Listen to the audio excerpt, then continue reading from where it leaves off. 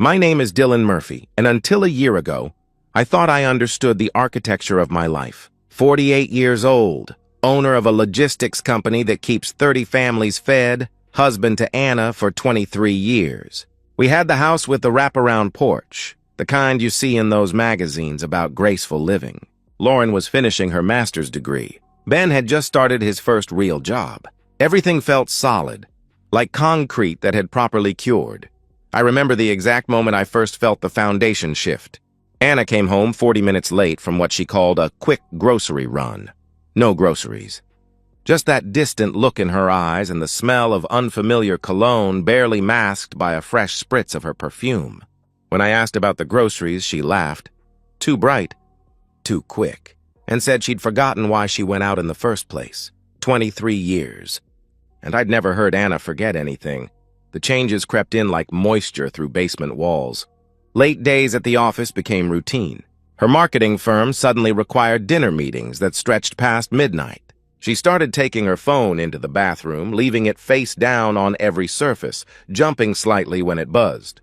Small things, the kind of things a trusting husband explains away. I tried to blame myself. Maybe I'd gotten comfortable, predictable. Every morning, same coffee, same kiss on her cheek, same drive safe as she left for work. Every evening, same spot on the couch, same questions about her day, same comfortable silence as we scrolled through our phones. Comfort had become complacency, I told myself. This distance was my fault, but then came the Tuesday when she said she had a team meeting until 9. I'd driven past her office building at 7:30. Every window dark, parking lot empty except for the security guard's truck. When she came home at 9:15, she described the meeting in detail. Janet's stupid PowerPoint, Tom's jokes, the cold pizza they'd ordered. Such specific lies. Such unnecessary detail. The lipstick on her collar 2 weeks later. She said Linda had hugged her after too much wine at happy hour. The unknown number texting at midnight, a client in Singapore, she explained, didn't understand time zones. The new lingerie I found in the laundry, tags still attached, bought for our anniversary next month, supposedly. Each lie was a hairline fracture in what we'd built. Not enough to bring everything down, but enough to make me question if the foundation had ever been solid at all. I started paying attention. Really paying attention.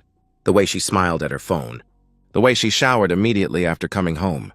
The way she suddenly cared about her appearance on random Wednesdays. The gym membership she never used but renewed. The book club that never seemed to be reading any actual books. 3 months of this slow dissolution, and I became someone I didn't recognize. I checked her location on Find My Phone. I noted mileage on her car. I watched our credit card statements like a forensic accountant. Each discovery made me hate myself a little more, not for investigating, but for needing to. The breaking point came on a Thursday. She described in exhaustive detail a team strategy session that would run late. She'd even shown me the agenda on her phone. A quick flash. Not enough time to really read it. But I knew her firm's biggest client had pulled their contract that week. There was no strategy to discuss, only damage control and downsizing. Whatever meeting she was attending, it wasn't with her team. I sat in my home office that night, listening to the grandfather clock in the hallway mark each 15 minutes of her absence. By 10:30, I'd made my decision.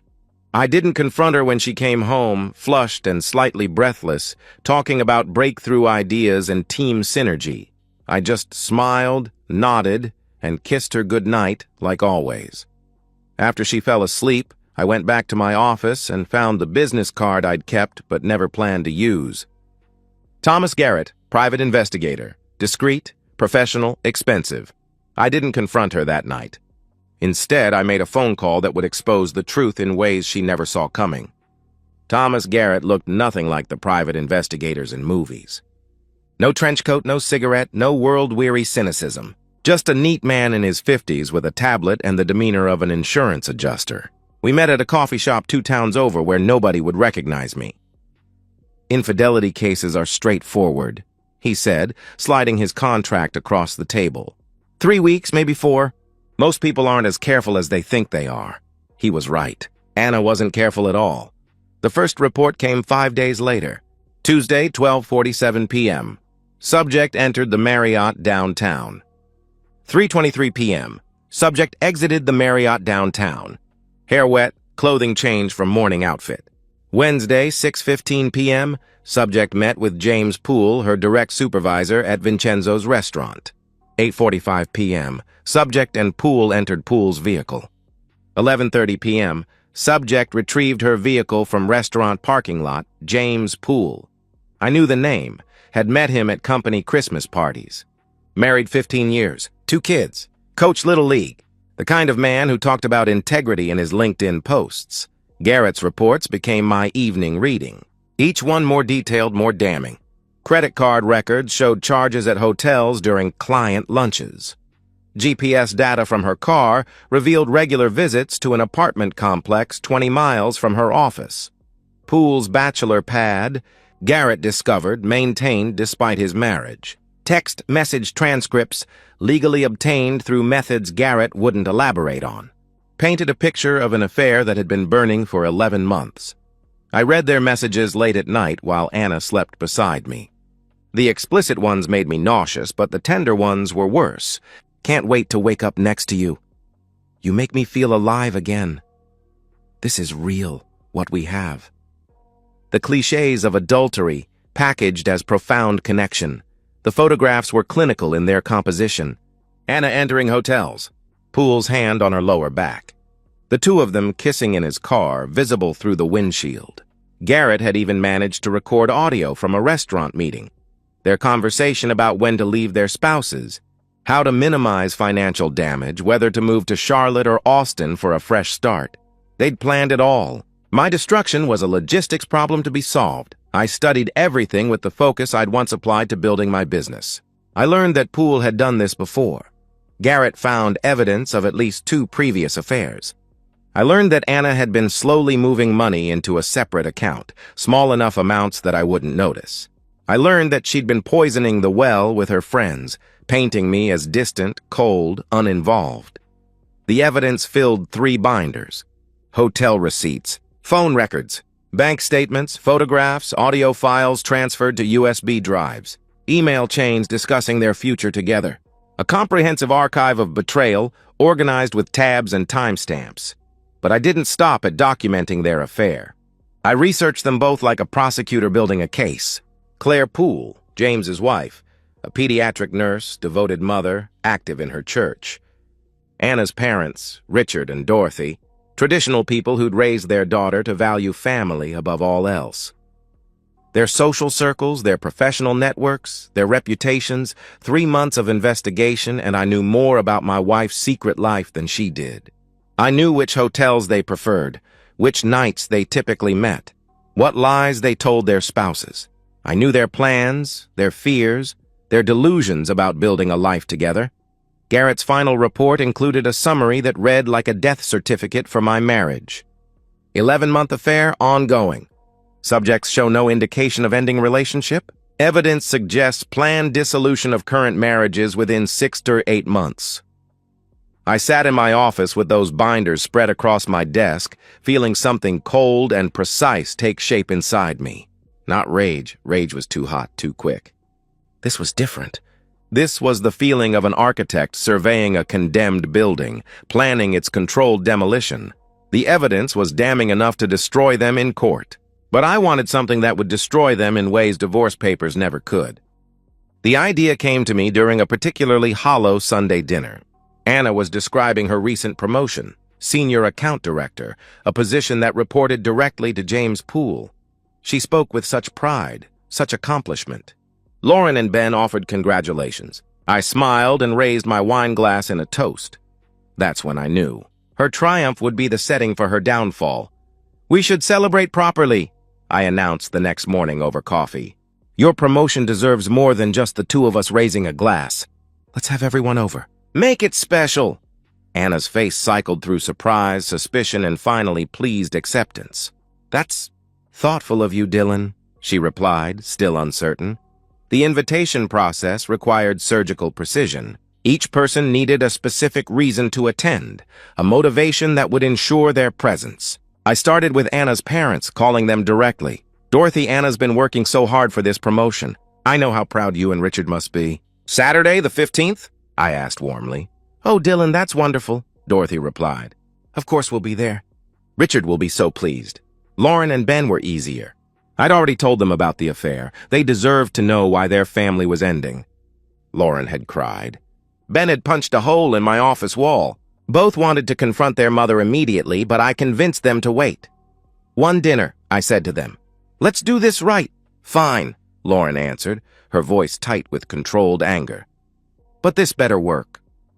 The delicate maneuver was inviting James Poole. I called his office, professional and warm. James, I wanted to thank you personally for recognizing Anna's talent. Would you and your wife join us for dinner? A chance for the families to connect outside of work functions. His pause was telling. That's very kind, Dylan. Let me check with Claire, he responded carefully. Of course, I said. I'll send the details to your email. Claire Poole received her own invitation through a carefully worded email from Anna's work account. I'd learned her password months ago. Claire, Dylan, and I would love to have you and James over for dinner to celebrate my promotion. It would mean so much to have you there. The rest of the guest list filled out naturally. My business partner Robert and his wife, Anna's sister Grace, who'd always suspected something was wrong, a few close friends who'd been fed Anna's narrative about our failing marriage. I spent the week preparing like a general before battle. The menu was planned to the smallest detail, their favorite foods, the wine James had ordered during their hotel stays, even the dessert Anna had shared with him on their first affair date. I wanted them to feel comfortable, safe, unsuspecting. The evidence needed special preparation. I couldn't simply throw documents on the table like accusations. This required presentation, theater. I drove 3 towns over to a print shop where nobody would know me. The clerk, a bored college student, didn't question why I needed 15 copies of what looked like elegant dinner menus. Cream cardstock, professional binding, embossed covers with the date and occasion, celebrating Anna's success. Inside each menu, where guests would expect to find courses and wine pairings, they would instead find the systematic documentation of adultery. Page 1, photographs, tastefully cropped but undeniable. Page 2, text message transcripts, the most damning exchanges highlighted. Page 3, hotel receipts, credit card statements, a timeline of lies. Page 4, the audio transcript of them planning their future together. I arranged the house with manic attention to detail. The good china, inherited from my mother. Fresh flowers, roses, Anna's favorite. Candles for ambiance. The dining room looked like a stage set for an elegant evening. I even hung the photograph from our wedding in a more prominent position. Let them see what they were destroying. Ben helped me set up a small camera in the corner, subtle enough to miss but positioned to capture the entire table. For posterity, I told him. Good, he replied grimly. Let there be a record. The night before the dinner, I stood in my perfectly arranged dining room, placing the menus at each seat.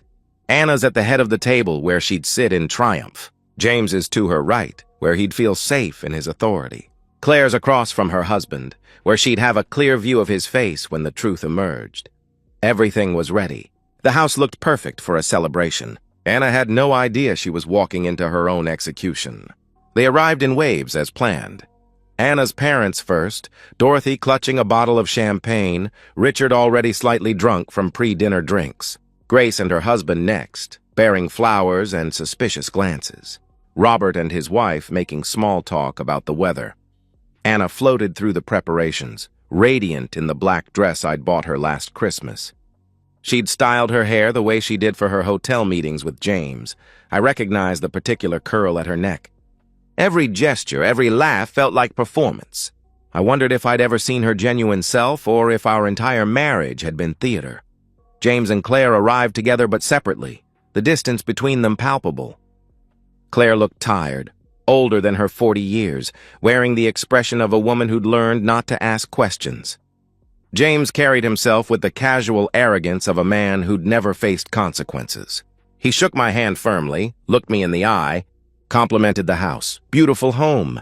Dylan, Anna's mentioned how much work you've put into it, he said smoothly. 23 years of work, I replied, holding his gaze. You'd be amazed what can happen to a foundation over time. I'm sure, he responded, missing the implication entirely. We gathered in the living room for drinks. I played the gracious host, refilling glasses, steering conversation toward Anna's success. She glowed under the attention, describing her new responsibilities, the accounts she'd manage. James occasionally added professional context, careful not to seem too familiar. They'd practiced this dance. Lauren watched them with barely concealed disgust. Ben kept his face neutral, but his knuckles were white around his beer bottle. They knew what was coming. The rest remained oblivious, caught up in the pleasant fiction of a successful couple celebrating a milestone. "Shall we move to the dining room?" I announced after sufficient small talk. "About time," Richard said jovially. "I'm starving." Everyone found their assigned seats, admiring the table setting. Anna's mother gushed about the flowers. Robert commented on the wine selection. James pulled out Claire's chair with practiced courtesy that felt hollow, knowing where his hands had been that afternoon. I remained standing as they settled. "Before we begin, I want to say something." The room quieted. Anna looked up at me with an expression I couldn't read. Anticipation? Concern? Fear? 23 years ago, Anna and I stood before many of you and made vows. To love, honor, and cherish. To be faithful in good times and bad. I paused, meeting each person's eyes. Tonight, we're here to celebrate Anna's promotion. But more than that, we're here to witness the power of truth. I picked up the first menu from the stack I'd kept beside my chair. I prepared something special for tonight. A documentation of success, you might say. The menus distributed quickly. I placed each one deliberately, watching faces change as covers opened. Anna's confident smile froze, cracked, crumbled. James went pale, his hands trembling as he turned pages. Claire's gasp cut through the room like breaking glass. "What is this?" Dorothy asked sharply, her voice rising with confusion, then horror as she absorbed the photographs of her daughter entering hotels, kissing another woman's husband. "The truth," I answered simply. Anna tried to stand, but her legs wouldn't support her. "Dylan, this isn't... You don't understand," she stammered desperately. "Page 12, I directed calmly. The audio transcript from Vincenzo's February 15th. You'll find the part where you describe our marriage as a convenient prison, particularly illuminating." James found his voice, aiming for authority. "This is illegal." "You can't," he began forcefully. "Page 18, I interrupted. Your email to Anna about hiding assets from Claire. Your attorney might find that interesting, Claire. I have copies for him." Claire wasn't crying. She sat perfectly still, reading with the focus of someone defusing a bomb. When she reached the section about James's previous affairs, yes, I'd included those too, she looked at her husband with an expression I'll never forget. "Not surprise, recognition." "I knew it," she said quietly. "I always knew." Richard, Anna's father, stood so abruptly his chair fell backward. 23 years. "We taught you better than this. We taught you about honor," he said to his daughter, voice breaking. "Daddy, please," Anna begged. "Don't," Dorothy cut her off, voice cold as January. "Don't you dare ask for understanding." "Not after this," Grace read aloud, her voice cutting. "Can't wait to leave Dylan. He's so pathetic thinking we're working on our marriage." She looked at her sister. "You wrote this 3 days after you and Dylan went to counseling." "It wasn't like that," Anna protested weakly. "Then what was it like?" Grace demanded. The room erupted. Accusations, denials, evidence read aloud like testimony. Anna tried explaining, minimizing, deflecting. James attempted damage control, then retreat. Finally silence. Claire gathered her dignity and her purse, pausing only to address James. "I'll be at my sister's with the children." "Don't follow," she stated flatly. Lauren stood next, my fierce daughter facing her mother. Dad wanted to do this quietly. "Ben and I convinced him you deserved this. You deserve to have everyone know exactly what you are," she declared. "Lauren, honey, you don't understand," Anna pleaded. "I understand perfectly," Lauren replied coldly. "You're a liar and a cheat." The exodus was swift after that. Anna's parents left without looking at her. Grace hugged me on her way out. Robert shook my hand, murmured something about courage. Soon, only Anna, James, and I remained in the dining room that still smelled of roses and betrayal. "The divorce papers are in the kitchen." I told Anna. "I've already moved your things to the apartment you thought I didn't know about. The one in James's building." James stood to leave, but I stopped him. "Your company's HR department has the full documentation. Claire's attorney as well. I'd suggest you focus on damage control rather than continuing this relationship." They left together but separately, the distance between them now infinite. Anna paused at the door, looking back at the ruins of our life. "Was it worth it?" she asked quietly. "I was about to ask you the same thing," I replied. The house emptied like a crime scene. Anna and James's perfect lives were over, but the real consequences were just beginning. 6 months later, I sit on my porch with a glass of wine. Not the expensive stuff Anna preferred, just something honest and red. The evening is quiet in a way that feels earned rather than empty. The aftermath unfolded with predictable devastation. James lost his position after the HR investigation revealed not just the affair with Anna, but the pattern of previous relationships with subordinates. Claire took the children to Portland, where her sister lived. The divorce settlement left him with debt and a reputation that preceded him to every job interview.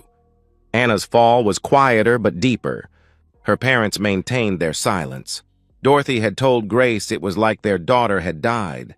The promotion evaporated along with James's position. She found work eventually, at a small firm 2 hours away where nobody knew her story. The apartment in James's building became a monument to poor choices. They'd tried continuing for exactly 3 weeks before the weight of mutual destruction proved unbearable. She drove by the house once, 2 months ago. I watched from the window as she sat in her car, engine running, staring at the porch where we'd once planned our retirement. She looked smaller somehow, diminished by the weight of consequences. After 10 minutes, she drove away. She hasn't returned. Lauren visits weekly, bringing takeout and honest conversation. She's processing it all in therapy, learning to separate her father's actions from her mother's choices. Ben comes by on weekends and we work on the house in companionable silence. He told me once that he respected how I'd handled it. Not the revenge itself, but the refusal to let lies stand as truth. Robert still asks if I regret the dinner party. Could I have handled it privately, with lawyers and mediators and civilized dissolution? Perhaps. But betrayal isn't civilized. It's a violence done in shadows, and sometimes shadows need light, no matter how harsh. I don't celebrate their destruction. There's no satisfaction in watching lives implode, even when those lives were built on the wreckage of others. But there is something clean about truth, even when it burns. Every supporting structure of their affair, the lies to spouses, the workplace dynamic, the social acceptance, the financial planning, all of it needed to be destroyed simultaneously. Otherwise, like cancer, it would have found a way to survive, to metastasize, to spread its poison to other lives. The cruelest thing about betrayal isn't the pain it causes, but how it murders possibility. Every tender moment becomes suspect. Every shared laugh feels rehearsed. Every "I love you" echoes with the question, "But did you ever?" Anna didn't just cheat on our marriage. She poisoned every memory of it. My revenge wasn't about cruelty. It was surgery, cutting out something malignant before it could spread further. I broke something that was already broken, just made the fractures visible to everyone who mattered. I take another sip of wine and watch the sun set behind the oak trees we planted in our 5th year of marriage. They've grown tall and strong, their roots deep enough to weather any storm. The foundation of this house, despite everything, remains solid. I had it inspected last month. No cracks, no water damage, no structural concerns. Some things, it turns out, are exactly as solid as they appear. The truth doesn't make them stronger, but it doesn't break them either. They simply endure, bearing the weight they were designed to carry. There's no happiness in this ending, just the dull, satisfying ache of a job done. Necessary, inevitable, complete. Tomorrow I'll wake up in a house built on truth rather than comfortable lies. That's not everything, but it's enough. It has to be. And so, we've reached the end of today's story. Was it what you expected, or did it take a twist you didn't see coming? I'm curious to hear your thoughts. Share them in the comments below, and let's get a conversation going. If this story kept you hooked, make sure to hit that like button. And if you're new here or just haven't subscribed yet, now's the perfect time to join our community. I bring you fresh, captivating stories every day, so click that subscribe button and turn on notifications so you never miss out. Thanks for watching, and I'll see you in the next one. Marcy, my wife of 19 years, lost her father 2 years ago.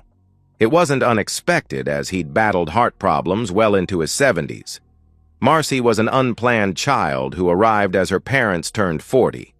A month ago, we moved her mother into an assisted living place. Going from a 5-bedroom house to a very small 1-bedroom prison meant boxes and boxes of stuff needed to disappear. Convincing Helga, Marcy's mother, to do an estate sale was difficult. She wanted to keep everything. Marcy and her elder siblings, 3 brothers and 2 sisters, all took their share of boxes. Much of what didn't sell at the estate sale was donated to the Humane Society thrift store. All of this activity took its toll on Marcy, and most definitely our love life. I doubt we've had intimacy more than once a month since her father died. I say intimacy, not love, as Marcy has become more like an inflatable doll than a loving wife. Apparently, I just don't do it for her anymore. Since Marcy is my first and only wife, I had no expectations or knowledge of what to expect in a marriage. We did the usual things: dating, engagement, marriage, a child, then another, and now we are into the parent caretaking phase. My folks are doing well, and I hope it stays that way for a while. I can't say that I'm that outgoing, lovey-dovey kind of guy. Then again, neither is Marcy. She's gone through life with a chip on her shoulder. Helga and myself at different times have suggested counseling for her. Not wanting my head handed back to me again, I've let it slide. I've got 2 great kids. We did the family tree genetic thing a few years back. After we confirmed our heritage, we took a very special vacation to England and Ireland to visit the graves of some of our earliest known relatives. Henrietta, my brainiac high school senior, is headed off to Stanford next fall. Her younger brother, Robbie, is a moderately talented athlete. He's smart enough to realize that his athletic career is likely to end when his high school days are over. He's a junior but taking some college prep courses. My name is Levi Bennigan, and I will turn 44 next month. I don't know exactly what I'm going to do, but I am going to do something. I have to. We live in one of those vintage homes made over 100 years ago. The lowest level, kind of like a walkout basement, comes complete with a kitchenette and its own entry door. You can turn it into a rental if you lock the stairwell door in the kitchen. It has sat unused since we moved in 15 years ago. I pay to have it cleaned once a year. You can't let those cobwebs multiply. The main level has 4 bedrooms. The upper level has a single bedroom and a small bathroom, along with a lot of open space. Robbie loves it up there. Above the second level is a rather spacious attic. I've used that steep wooden drop-down ladder at least 50 times. That's the only way you can get into the attic. It's a real workout taking things up or down. "Take these up to the attic," ordered Marcy. She was bossing me around, trying to find a spot for the dozens of boxes she'd claimed from her mother's belongings. "Shouldn't you tape them up a little better, if we're going to put them in time out?" I asked. As if I was a clueless 8-year-old, Marcy shot back, "They'll be fine." I'd have died a dumb happy bloke if I'd done what she refused to do. The first few boxes climbed the stairs with me without any problems. Just after I stepped off the ladder into the attic, the fateful box emptied its contents. Thinking that a few choice words would solve something, I released my anger. Nothing changed. I started stacking the contents of the broken box. Some books, some journals, and a few pictures. The journals, 5 of them, were all handwritten. It wasn't until I found the 5th one that I realized what they were. These were the diaries of Helga. Each journal covered at least a dozen years. I sat quietly and read a few pages. How is it that reading someone else's deep, dark secrets is so spellbinding? I fell into the trap. I couldn't get enough. Whenever Marcy would go off shopping, or whatever she was into, I'd climb into the attic and read. My fascination turned into heartbreak when I found the entries for the week of our marriage. It read, Marcy isn't excited, but I am. Levi is a catch, but she is still under the illusion that Oscar will change his mind. He's been gone for 2 years and her biological clock is ticking. I don't think she could have chosen a better man. I just wish she loved him. I read it so many times that I knew every word by heart. My marriage was a sham from the beginning. Driving around the lakes and mountains helped me pass the time. In my hurry to flee the house, I'd left my phone on the counter. "Where in the hell have you been? I've been worried sick about you."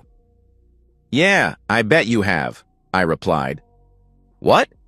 What did you just say? Come back here." I locked myself in the bathroom and sat in the shower until the hot water turned cold. Marcy pounded on the door a few times. When I finally came out, she was sitting on the bed waiting for me. "Start talking now," she ordered. "I'm tired. Good night," I answered. "What's wrong?" "Why are you acting so strange?" she asked. I ignored her, closed my eyes, and listened to her pester me for the next 10 minutes. She gave up. I didn't have a clue what time it was. When I woke up at 3 a.m., Marcy was in bed next to me. I snuck into the attic and took the journals. I left my phone on the counter, this time on purpose.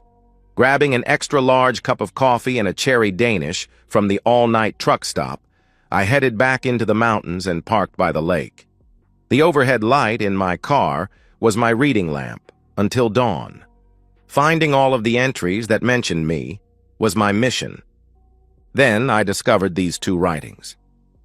Marcy is dating a gentleman named Levi. She seems to like him.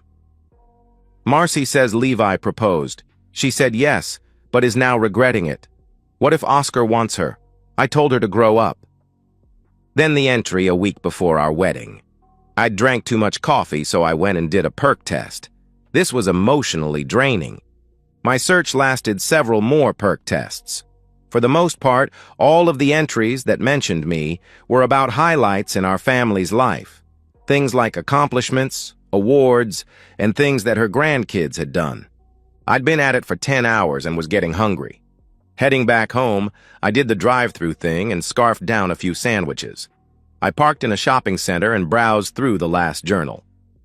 Marcy says Oscar contacted her today through Facebook. She's in 7th heaven. She still doesn't love Levi. I looked at the date and then tried to remember anything. I drew a blank. I got a better clue when I read the entry for a week later. Marcy met Oscar for lunch. She was crying when she called. He's happily married and turned down her offer for a steamy afternoon of love. I told her she was crazy for doing either of those things. A married woman doesn't go out for lunch and she never offers her body to another man. We had a terrible fight. She might never talk to me again. It triggered my memory. I came home from work that night and was raked over the coals for some really minor stuff. Marcy was extremely difficult to deal with for almost a week. This one hurt more than the one before our marriage. When this entry was written, we'd been married for 16 years, had 2 great kids, and she'd never fallen in love with me. My chest hurt. A lot. It was all I could do to breathe normally. In the journals, it was over a month later before Marcy was mentioned again. They had mended fences. Neither I nor Oscar were mentioned again until last summer. The diary said, Marcy wants Levi to go on vacation to Miami. She let it slip that Oscar lived in a suburb and maybe she'd sneak away for lunch with him. It came flooding back. After Marcy went shopping while we were vacationing in Miami, she was an angry woman again. My bet is that Oscar is a fine gentleman and turned down her advances. What if she did intimacy with him, but he still wouldn't leave his wife? That was a viable scenario too. Did it matter at this point? I don't know. My head is spinning. That was it for the journals. Now what do I do with my kids? They are in high school and both are driving. Do I keep this sham of a marriage going? Marcy was waiting for me. This time it was a silent glare that greeted me. There was fire in her eyes, but she held her tongue. Well? She asked impatiently. How are the kids? I replied, trying to avoid the tension. Talk to me. What's wrong with you? She pressed, her voice full of frustration. Are the kids home? I need to talk to them. I said, hoping to shift the focus. "Damn it, talk to me," she yelled. "Not yet," I answered, feeling overwhelmed. The kids weren't home yet, so I went through the same routine as the night before, taking another shower to calm down. Marcy finally left me alone. I left the house before dawn, leaving notes on each of the kids' cars asking them to call me. 10 minutes after I left, my phone rang. It was Marcy. "Why won't you talk to me?" she asked. "The moon is still up," I replied, trying to keep my cool. "What does that have to do with anything?" she responded, confused. "I think I need an oil change," I answered, trying to avoid the conversation. "Tell me what's going on," she pressed. I finally broke down. I had never been this angry before. "Settle down. Maybe Oscar will change his mind," I snapped back. After a few seconds of silence, I hung up. Ignoring the next few calls, Marcy sent a text. "Please come home," Marcy texted. I replied, "Please move my stuff or your stuff to the extra bedroom." "We can work through this," she texted back. "Why would I want to?" I responded. "Please come home," she sent again, but I didn't answer. When Henrietta called, I set up a meeting for after school. Robbie was also able to make that meeting. "What's going on, Dad? Mom says you've been acting strange," Henrietta asked. "I'm leaving her. I just need to know how to stay in your lives," I replied. Henrietta gasped. "Oh my God, Dad! What happened?" "Let's just say I'm not the problem. Can we leave it at that?" I said. Henrietta refused. "No! What did she do?" Taking a deep breath. "It's not what she did, as much as what she didn't do. Wait, that's not completely true either. It's complex. What she never did was fall in love with me. I've learned quite recently that all I meant to her was someone to give her a family. She still has strong feelings for the man she wished she'd married. He dumped her. Why, I don't know. They broke up about 2 years before we got married. Give me a minute." This was hard, but strangely uplifting. Henrietta grabbed one of my hands. Robbie did the same with the other. 3 years ago, she met him for lunch and offered him love. Apparently, he turned her down. "That cheating woman!" Henrietta exclaimed. "Henrietta, shush! You're causing a scene," I replied. In a quieter voice, she repeated, "That cheating woman." We all giggled. "Our vacation to Miami last summer was set up by her so she could have another shot at her heartthrob," I continued. Quietly again, she answered, "What a shame." Robbie rightfully wanted proof. "How do you know this now, and not 3 days ago?" "Your grandmother Helga kept diaries. While putting boxes into the attic, they spilled out. Stay right here and I'll grab them." I retrieved the journals whose pages I had paperclipped. Allowing them time to read only those entries, both had tears in their eyes. Henrietta sighed. "I'm so sorry, Daddy." "Don't be. It isn't anything you did. You have nothing to be sorry for or ashamed of," I replied. Robbie wondered, "What are you going to do?" "I don't know. I really don't. I told her to move her stuff or mine into one of the unused bedrooms. The only thing I know for sure is that I won't be sleeping in the same bed as her until I can come to grips with this." Henrietta wasn't having it. Screw her. "I say we move all of her stuff down to the dungeon and lock the door in the kitchen. She'd still be living under our roof, but we'd never have to see her." Robbie answered, "Damn straight. Come on, we can get it done this evening." The kids bolted and both beat me home by a few minutes. I heard the ruckus before I entered the house. "Put those down! What are you doing? Talk to me! Henrietta, I'm your mother, and I demand that you stop right now. Robbie, you too? What's going on?" Down the stairs to the lowest level they went. Dungeon. I like that description. "Levi, what's going on?" Marcy questioned. I ignored her and grabbed an armful of clothes. My progress was slowed down when Marcy latched onto my arm. "Levi, damn it, talk to me," Marcy pleaded. Henrietta and Robbie were back. "Hi, Dad. I'll take those from you. Keep her out of our way." "You heard them, Marcy. Let's go into the kitchen." "What did you tell them?" Marcy asked. "The truth, as I know it. They no longer want to live with you. Since you're entitled to live under this roof, your new quarters are downstairs. If you need something, slip a note under the door. We'll set it on the top step for you." "Why? Why are you doing this?" Marcy questioned. "So you can pine for Oscar without having to deal with those that you don't love," I answered rudely. "What are you talking about? I love you. I love the kids," Marcy pleaded. "Can you honestly say that you ever gave me all of your love unconditionally?" I asked. At least she had a tiny conscience. She was struggling with a response. "I think so," she replied, her voice weak. "I don't," I said. "You love that I filled a need for you, but your heart has never truly been mine." "It has," she responded, confused. "Where is this coming from?" "Tell me," I pressed. "Since we got engaged, how many times have you met with Oscar without me being there?" Tears slowly started to fall down her face. "A few, I guess," she said quietly. "Well, take this legal pad and write me a confession. Not knowing what I already know, this should make for an interesting exercise. Now stay out of our way until you are removed from our lives." Marcy was hugging herself as the tears streamed down her face. The locksmith replaced the upper-level locks. Marcy's keys now only worked on her door. Rather than risking an accident, Henrietta and Robbie each grabbed an arm and lifted Marcy a few inches off the floor. Depositing her on the front lawn was a little humiliating. Henrietta dished it out. "There you go, Mom.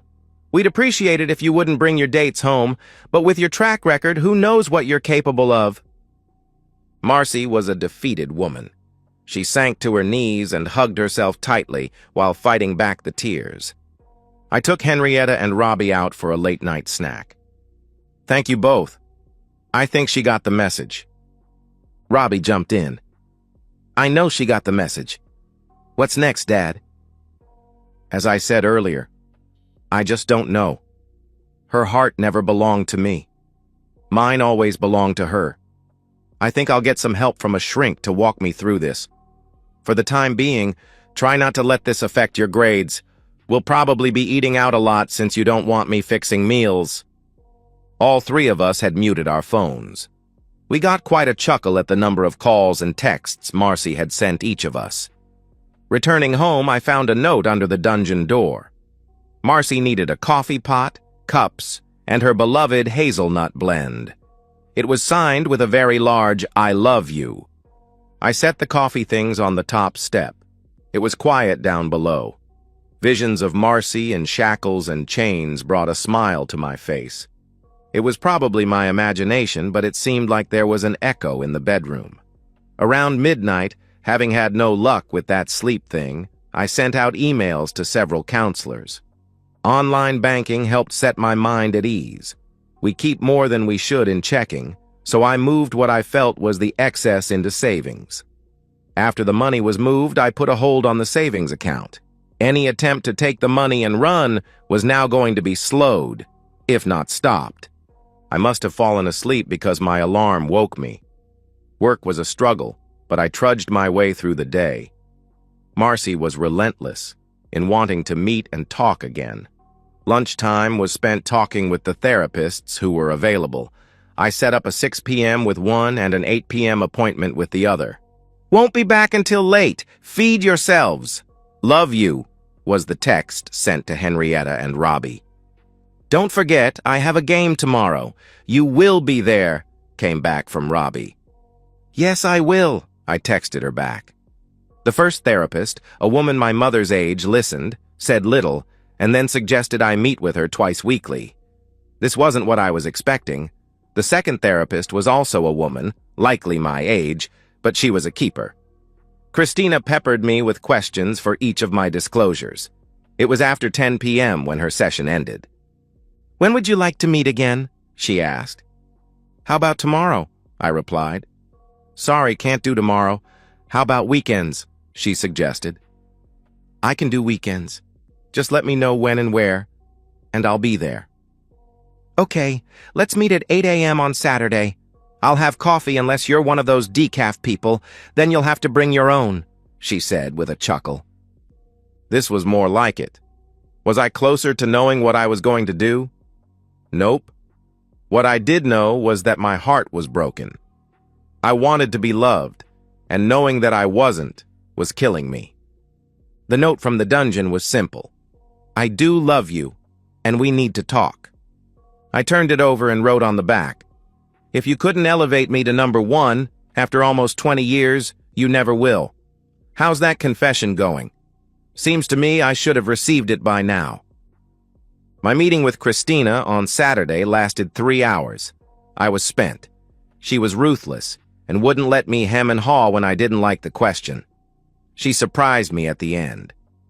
I need to meet one-on-one with your kids. Getting them involved might not have been the best decision you've ever made. I handed Christina my phone and showed her the speed dials for each. After using the restroom and getting a drink from the vending machine, Christina motioned me back into her office. I'm meeting with Henrietta tomorrow at 8 a.m. and Robbie an hour later. Can you do 10 a.m. tomorrow? If you say so. Don't you have a life? I asked. I put the extra hours in when my guy is on the road, she answered. The sessions with Henrietta and Robbie appeared to go well. Both gave me big hugs when their sessions were over. I only stayed an hour on Sunday. Christina's husband was due back later in the day. After a combined 6 hours with Christina, I understood that my bruised ego would heal. It will take time, but try to postpone doing anything until I can think rationally. Most likely because of their therapy session, the kids invited Marcy upstairs for dinner. Marcy was under strict orders to not talk about the past. She was bursting at the seams, wanting to address the problem, but managed to hold it together. Both Henrietta and Robbie did an excellent job of bringing Marcy up to speed on what had transpired since her banishment. Their hugs and kisses with Marcy were awkward at best. Marcy wanted to give them, but the kids weren't very receptive. I waved off her attempt to do the same with me. Before heading back to the dungeon, she asked, Levi, would you come down so we can talk? I'd love to after I've read your confession. Good night, Marcy. My next session with Christina was Wednesday night. Levi, I think it would help if you had a joint session with Marcy. Thoughts? She asked. I've asked her to write a confession. She has no idea how I found out what I found out. If she isn't honest about what I already know, I have no reason to ever sit down with her face to face. Why should I listen to a liar? What would be the point? When did you ask her to do that? She asked. The day I told my kids, so that makes it a week ago. Makes me believe I've struck an iceberg. What I see on the surface pales in comparison with what might be lurking below the surface. It certainly cries out for a rational explanation. At this point, I agree. Let's wait and see until the confession arrives, she answered. Life went on. I'd see Marcy at Robbie's games and occasionally coming and going. No confession was ever delivered. 2 months after separating, I broached the subject with Christina. I think I need to file for divorce. Marcy has something to hide, so why should I wait any longer? Agreed, Christina replied. 4 hours after Marcy was served, I received her confession. It was 6 pages long. Oscar was Marcy's college sweetheart. He proposed when she was a junior. She turned him down, claiming she wasn't ready. After graduating, Oscar was no longer interested in her. Being rejected was something Marcy couldn't accept. She pursued him relentlessly. Oscar took an overseas job which ended her chances. I came along soon thereafter. Talk about being in the wrong place at the wrong time. Marcy's dates were slightly off when compared to Helga's journal entries, but the indiscretions matched the journals. Sadly, Marcy had never quit trying to convert Oscar to her way of thinking. From before I proposed to a week before she was booted to the dungeon, she thought Oscar would change his mind. Marcy claimed Oscar had never taken her to bed ever since she refused his marriage proposal. She had met with him 15 times. Most were lunches, but there were a few dinners in there too.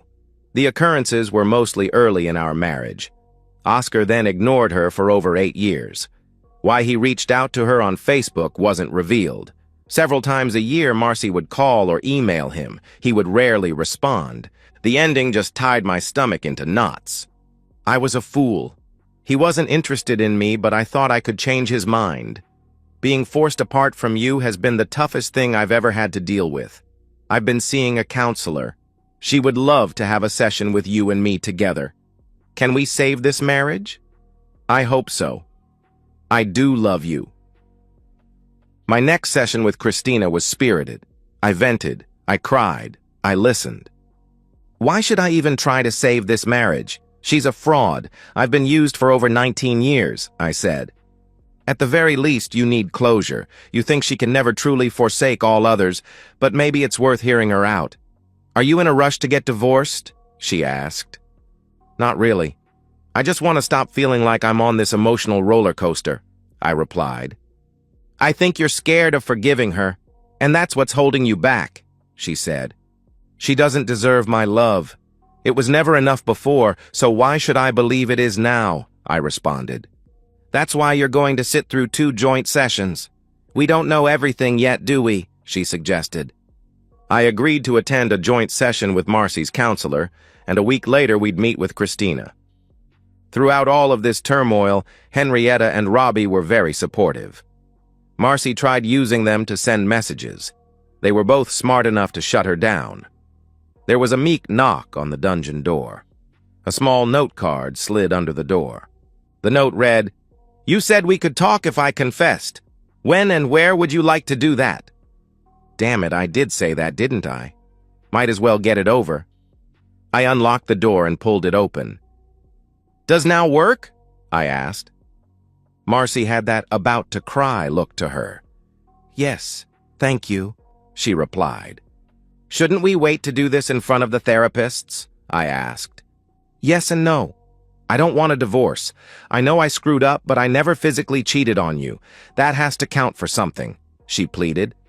Isn't it true that you offered Oscar intimacy? I asked. Dropping her head, she answered a weakly, Yes. That's as bad as it gets. Saying it never happened could just be you trying to spin it. I really can't see my way around your actions. Let's save this for the therapists, I roared. All right, I do love you. I know you hate me right now, but I'll be here when that passes, Marcy replied. I tried to remain emotionless, although I wanted to scream at Marcy until she hurt as much as I did. When I pointed to the dungeon door, she left quietly. A minute later, another short note slid under the door. The note read, I love you more than you hate me. I plan on winning you back. The calendar wasn't my friend. Every day those joint sessions got closer and closer. Was I really afraid that I'd take Marcy back? The morning of the session with Marcy's therapist, I was calm. I realized that I did love Marcy, but no longer as a wife. She was like that coworker that you've always worked side by side with. My ego wasn't damaged beyond repair, but the only way I'd reclaim it would be by finding someone new. I opened dating accounts on every well-known website. Since I didn't have a collection of pictures of me, I took several selfies. Rather than making it look like they were all done at once, I changed shirts and pants twice. One was with a beer, and another with a glass of wine. Rather than start my online life with a lie, I actually told truthful things about myself. I even admitted that my divorce was in progress and the anticipated completion date. By the time I made it into my office, my email account, set up specifically for this adventure, had over 20 unread messages. About half of them were bots or advertising, but the rest were worth responding to. Over lunch, I did just that. I was in really good spirits when I entered Marcy's therapist's office. Marcy greeted me with a warm smile, but I made sure not to make physical contact. You seem happy tonight, she said. I am, but not because of this, I replied. Care to share why? She asked. Not really. Is she usually late like this? I asked, changing the subject. No.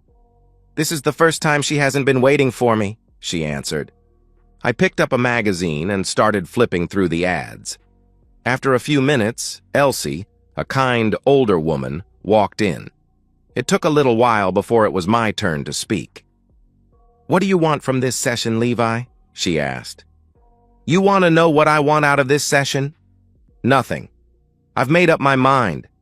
Marcy had umpteen years to fall in love with me. Even living side by side all of those years, it didn't happen. Oh, sure, she loves me like a brother. But I wanted a wife who couldn't imagine a life without me.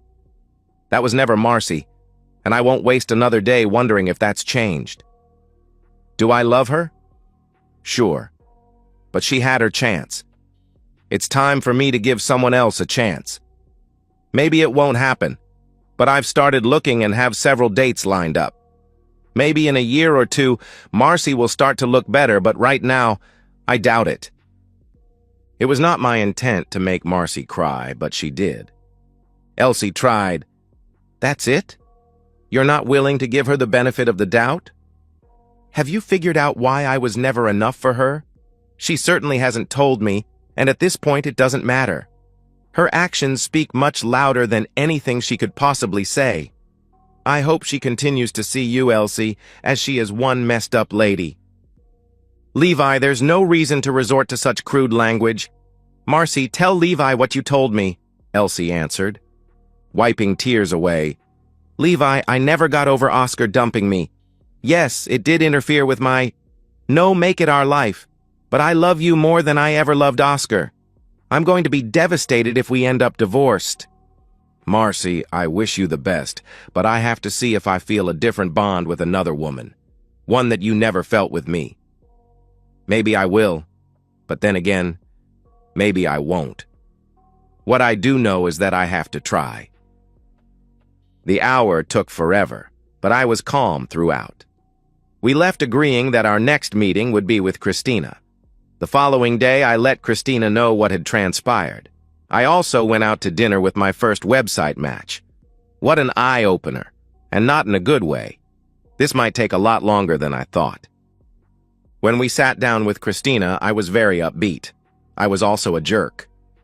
"Levi, you're a little arrogant tonight. That's not helping," Christina admonished me. "I know how we should spend this hour. I have no desire to get back together with Marcy, so maybe we can help her refine her seduction techniques." "Oscar must have turned her down due to some flaws in her approach," I roared. There was a lot of name-calling and cursing from Marcy. All of it was deserved. So what? I'd answered the age-old question. Am I better off with her or without her? When you realize that your partner simply settled for you, it wasn't that tough of a decision. Even with court-ordered counseling, the divorce was granted 6 months later. I didn't want to disrupt the kids' lives, any more than this had already done, so Marcy continued to live in the dungeon until both graduated high school. At that point, we put the house up for sale. I told Marcy if she wanted Helga's stuff out of the attic, she could get it herself. I left the diaries, open to the damning pages, on top of that broken box. Every once in a while, I'll date a woman a second or third time, but as of yet, I'd rather donate my time where wanted. Helping others seems to be a good way to help yourself. There's one lady there who seems to want to flirt but then withdraws quickly. I'm guessing someone hurt her more than I'd been hurt. Through the kids, Marcy wants me to know that she's not dating. Not sure if that will ever matter to me. And that's the end of today's story. If you enjoyed it, please give this video a thumbs up and drop a comment below. Your support helps the algorithm push my content further. If you're new to the channel, don't forget to hit that subscribe button. It really helps me keep creating more stories for you. Thanks for watching, and I'll see you in the next one.